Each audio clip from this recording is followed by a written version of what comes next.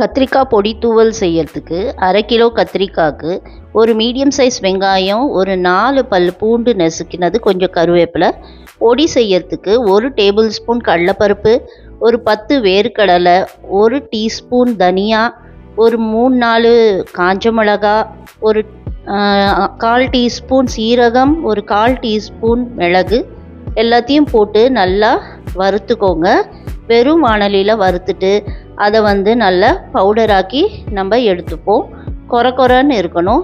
அதே வாணலியில் கொஞ்சமாக எண்ணெய் ஊற்றிட்டு கடுகு, உளுத்தம்பருப்பு போட்டு தாளிச்சிட்டு நம்ம நறுக்கி வச்சுருந்த வெங்காயத்தையும் பூண்டையும் கருவேப்பிலையும் அதில் சேர்த்துட்டு நல்லா பிங்காக வர வரைக்கும் வதக்கி எடுத்துக்கோங்க.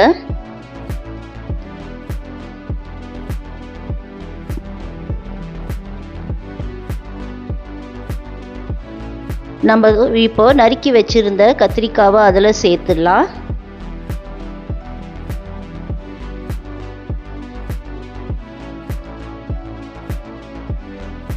கத்திரிக்காய் வேகிற அளவுக்கு கொஞ்சமாக பெருங்காயம், உப்பு சேர்த்துட்டு மஞ்சத்தூளும் சேர்த்துட்டு தண்ணி ஊற்றி வேக வச்சு எடுத்துக்கலாம்.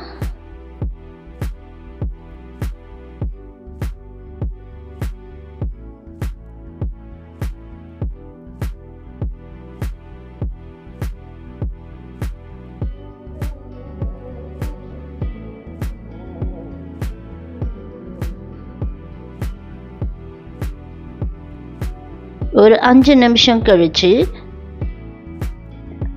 கத்திரிக்காய் நல்லா வெந்த உடனே நம்ம கொரன்னு அரைச்சி வச்சுருந்த பவுடரை சேர்த்து நல்லா கிளறி விட்டுக்கோங்க. கிளறி விட்டுட்டு அப்படியே கொஞ்ச நேரம் அதை வதக்க விடுங்க. நல்லா அந்த கத்திரிக்காயில் அந்த பவுடர் எல்லாம் அப்சர்வ் ஆகிக்கும்.